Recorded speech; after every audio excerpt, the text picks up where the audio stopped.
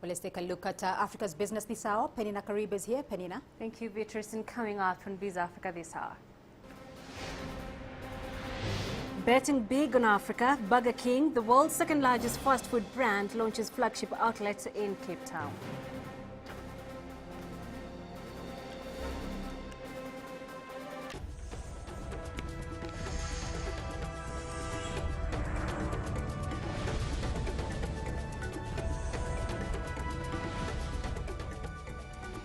The African Development Bank says that it is looking to raise as much as $50 billion in investment funds to finance infrastructure construction on the continent. The bank estimates that the continent needs at least $100 billion in infrastructure funds a year and hopes to draw from sovereign wealth funds, pension funds and the African diaspora. CCTV's Romanyang is attending the conference in Marrakesh, Morocco. We'll be catching up with him later on just to give us more details from today, which will be the final day of that AFDB annual meeting. Now, Burger King, the world's second largest fast food brand, has officially launched in South Africa with a flagship outlet in Cape Town. It says it plans to further develop the business into the sub-Saharan market with around 100 stores within the first 5 years. CCTV's Travis Andrews has more. It's the home of the famous Whopper, and not even the blistering cold of a winter's day could keep these eager patrons away from Burger King's first South African outlet. The world's second largest fast food brand launched its local operations with a flagship outlet in Cape Town. And while the market may seem saturated at best, it hasn't kept these customers from queuing at the newest fast food brand to hit these shores. The CEO of Grand Parade Investments, Burger King's local franchisee, believes the launch of this first outlet in the country forms part of a strategic investment in emerging markets.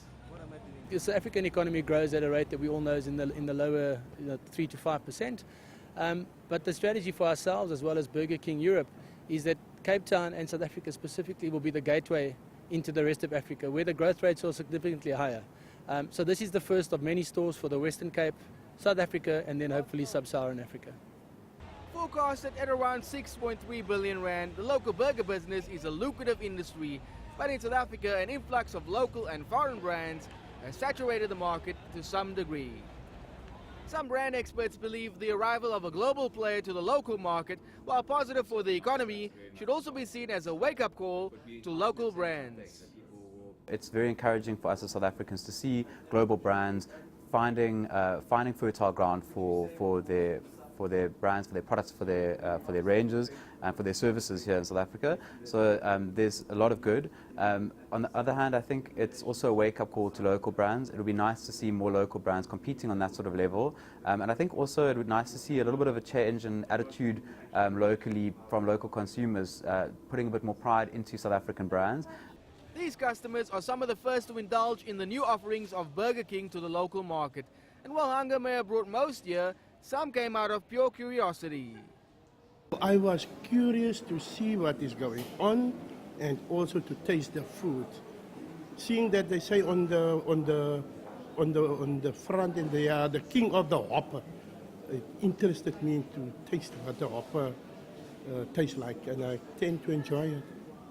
For now, as consumers are faced with another bevy of new hamburger choices with which to enjoy their lunch, the battle of the brands and the gain for market share looks all set to continue. This flagship store in Cape Town forms part of the fast food giant's aggressive expansion into high-growth emerging markets. Now, plans are underway for further 100 stores, and while competition remains tough and well-entrenched, Burger King sees this outlet as their launch pad into sub-Saharan Africa. Travis Andrews, CCTV, Cape Town. Let's go back to the AFDB annual meeting, which has been going on in Marrakesh and comes to a close today. CCTV's Romanyang joins us live from Marrakesh. Rama, it's good to have you with us. One of the early morning sessions today discussed boosting access to sustainable energy in Africa. What were the highlights out of that? Well, that session, Penina, focused mainly on matters to do with electricity, specifically the financing side of that particular problem. As you'll recall, of course, according to the World Bank, Africa has an infrastructure funding gap of about $1993 billion every single year, and about 40% of that is directly related to the power sector. Everything from transmission and distribution to investing in new generation capacity in places where it doesn't even exist to begin with. Now, this, of course, focused more or less on the high-level stuff, making sure that the funding is available and providing the forums where individual investors and countries can come together and then put those bankable projects to book and get them on the ground and start working. And the Sustainable Energy for All program, which of course is a project by the United Nations Secretary General Ban Ki-moon and a couple of other bodies as well, is the flagship program right now, the one that has gotten all the political and a lot of media attention for that particular purpose. The African Development Bank, of course, is hosting the African hub of the Sustainable Energy for All project, and that is a key focus that will be integrated into its program so far. Now, one of the key things that we're yet to find out, however, is how that will then integrate into the infrastructure fund project that the African Development Bank is pitching and has been pitching for the last week or so here in Marrakesh in Morocco. We'll have more details on that later on in subsequent bulletins. So today, Ramadan, is the final day of the EFDB annual meeting. What can we expect?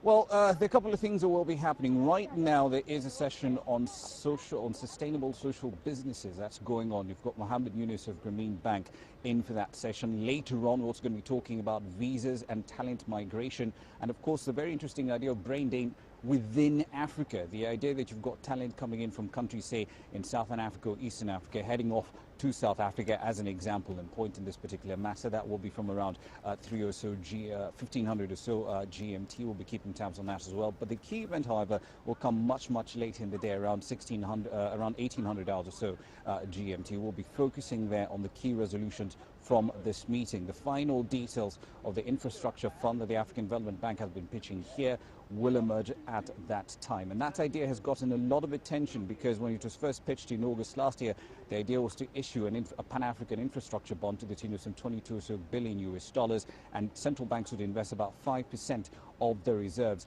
in that fund. How that has changed from what we saw in August last year to date would be something very, very interesting indeed to see. Of course, the African Development Bank's Vice President, Tulin Kobe, did mention earlier on Thursday that the fund has the potential to scale up all the way to $50 or so billion. Exactly how that will happen, however, it didn't clarify. We'll be keeping tabs on that and giving you the latest updates from Marrakesh later in the day. Indeed, Rama. We'll catch up with you at 1700 GMT. That's CCTV's Ramanyang speaking to us live from Marrakesh. So let's take a look at those numbers for you in early trade today, starting, of course, with the Nigeria all-share index so far in the green with almost 2% going to the JSE. Taking a look, it has dipped by 0.13%. The Nairobi Securities Exchange in the green with 0.17%, and the EGX, as is every Friday, is closed for prayers.